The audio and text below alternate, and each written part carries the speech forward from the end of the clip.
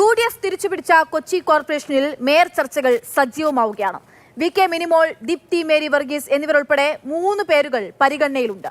പാർട്ടിയോടും ജനങ്ങളോടും വിധേയപ്പെട്ട് പ്രവർത്തിക്കുന്ന വ്യക്തി മേയറാകുമെന്ന് DCC പ്രസിഡന്റ് മുഹമ്മദ് ഷിയാസ് വ്യക്തമാക്കി.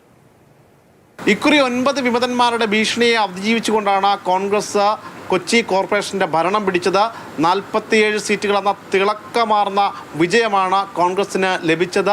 ഈ വിജയത്തിന് പിന്നിൽ ചുക്കാൻ പിടിച്ചതാകട്ടെ VD സതീശൻ, പ്രതിപക്ഷ നേതാവ്, DCC അധ്യക്ഷൻ ഹൈബി ഈഡൻ MP.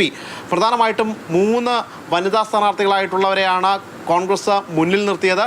ദീപ്തി മേരി വർഗീസ്, VK മിനിമോൾ, ഷൈനി മാത്യു ഇവർ 3 പേരും വിജയിച്ച് കയറിയതോടെ ആരാകും മേയർ എന്ന ചർച്ചയാണ് ഇപ്പോൾ കോൺഗ്രസിനകത്ത് ഇപ്പോൾ സജീവമായിട്ടുള്ളത്.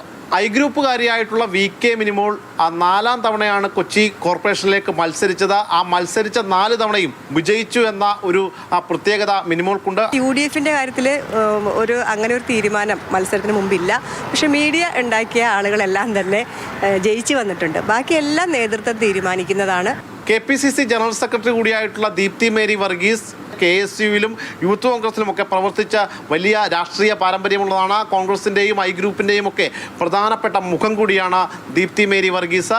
സാമുദായിക സമവാക്യങ്ങളടക്കം പരിഗണിക്കപ്പെടും എന്ന് തന്നെയാണ് ദീപ്തിയും പങ്കുവെക്കുന്നത്. പാർശ്വവൽക്കരിക്കപ്പെട്ടവരെ, ദരിദ്രരെ, സാധാരണക്കാരനെ, സ്ത്രീകളെ, കുട്ടികളെ എല്ലാവരെയും സംരക്ഷിക്കാൻ കഴിയുന്ന കോൺഗ്രസിൻ്റെ നയമാണ് തീർച്ചയായിട്ടും അത് മുമ്പോട്ട് കൊണ്ടുപോകുന്ന ആളാണ് തീർച്ചയായിട്ടും വേണ്ടത്. മുൻപ് സൗമിനി ജെയിൻ മേയറായിരുന്ന കാലഘട്ടത്തിൽ ഒരു ടൈം ഷൈനി മാത്യുവിന് നൽകാമെന്ന് പറഞ്ഞിരുന്നുവെങ്കിലും വിഭാഗക്കാരിയായ ഷൈനി മാത്യുവിനെ അന്ന് പരിഗണിച്ചിരുന്നില്ല. എന്തായാലും ഇക്കുറി അത്തരത്തിൽ മേയർ സ്ഥാനത്തേക്ക് ഷൈനിയുടെ പേരും പരിഗണിക്കുന്നുണ്ട്.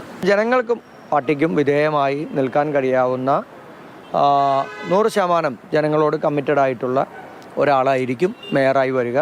അതുമായി ബന്ധപ്പെട്ട് ഒരു വിവാദങ്ങളോ മറ്റ് തർക്കങ്ങളോ ഒന്നും ഉണ്ടാകില്ല. ബിനു പാമ്പയ്ക്കൊപ്പം ശ്യാമപ്രസാദ് ഉത്തമൻ, മാതൃഭൂമി ന്യൂസ്, കൊച്ചി.